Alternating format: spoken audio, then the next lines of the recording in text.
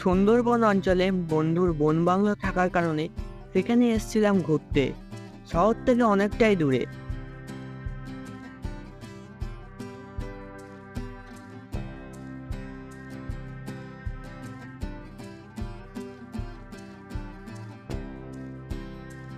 বেশ ফুরফুরে মেজাজের পরিবেশ। এই জুন মাস চলার পরও শহরের মতো এত গরম নেই এখানে। বেশ ফুরফুরে ওয়েদার। বন বাংলো দেখাশোনা করার জন্য কেয়ারটেকার কানু কাকা আছে। আর কানু কাকা রান্না করে তুখর। সারাদিন কানু কাকার হাতে রান্না খাচ্ছি আর ঘুরে বেরিয়ে কেটে যাচ্ছে দিন।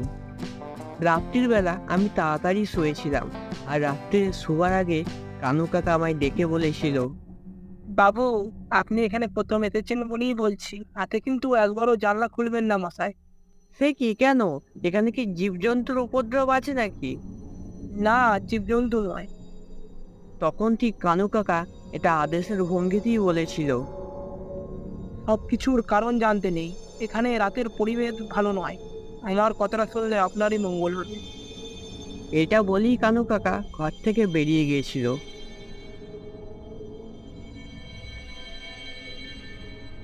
শুয়ে থাকার কিছুক্ষণ পর থেকেই শরীরটা যেন আনচান আনচান করতে শুরু করলো।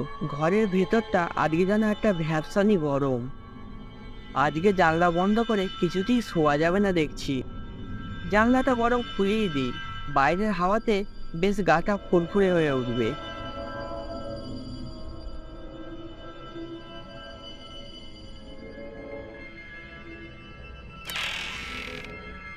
জানলাটা গিয়ে খুলে দিলাম। বাইরে চাঁদের আলোতে সব স্পষ্ট দেখা যাচ্ছে, আর দূর থেকে ভেসে আসছে শিয়ালের ডাক।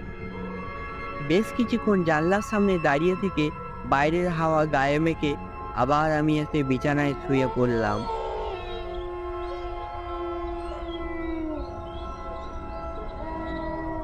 শুয়ে পড়ার কিছুক্ষণের মধ্যেই আমি ঘুমিয়ে গেলাম। বাইরে থেকে একটা ভেসে আসা আওয়াজে হঠাৎ করে আমার ঘুমটা ভেঙে গেল। আমার মনে হচ্ছিল বাইরে কেউ একটা যেন কাঁদছে, আর এই কান্নার আওয়াজটা আসছিল ঠিক বাড়ির পেছন দিক থেকে। ঘরের মধ্যে আরেকটি জানলা আছে।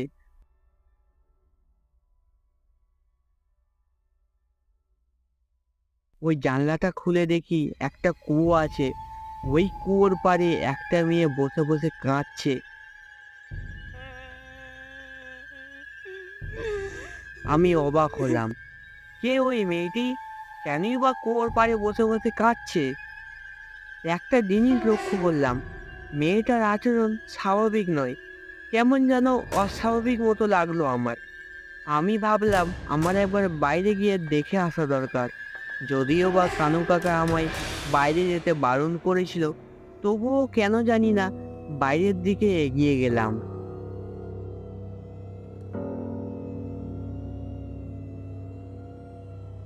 আমি আস্তে আস্তে হেঁটে বাড়ির পেছনের দিকে চলে এলাম।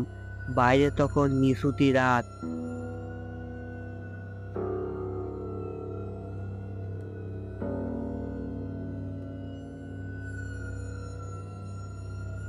আমি কুয়োর পাড়ে গিয়ে দেখলাম মেয়েটা আগের মতোই কাঁদছে।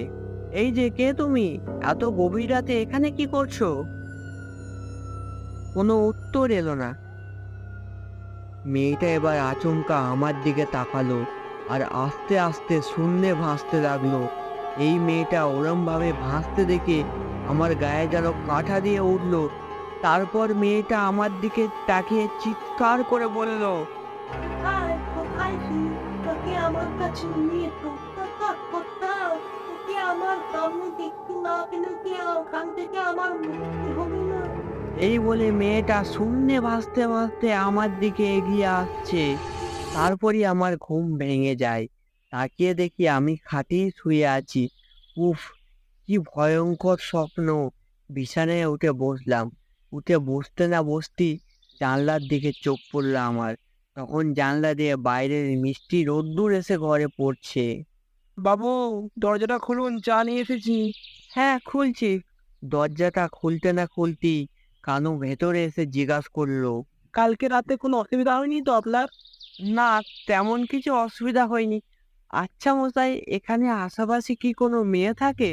কেন বলুন তো মশাই, আপনি কি কিছু দেখেছেন, নাকি রাত্রেবেলা বাইরে বেরিয়েছিলেন?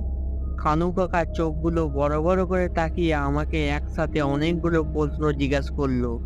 না না, আমি এমনি জিজ্ঞাসা করলাম। কানু কাকা অনেকক্ষণ আমার দিকে চেয়ে থেকে ওখান থেকে চলে যায়। কেন যায় না, কিছু আমায় বলতে চাইলো, কিন্তু বলতে গিয়েও বললো না। রাতের দুঃস্বপ্ন কাটাতে বিকালের দিকে আমি চারপাশটা একটু ঘুরে দেখতে বেরোলাম। চারপাশের মনোরম দৃশ্য দেখে আমার মনটা জুড়িয়ে গেল। একটা সরু মেঠো পথ দিয়ে আমি হেঁটে চলেছি। ঠিক এমন সময় আপনি ওই বনমাল করেছেন না?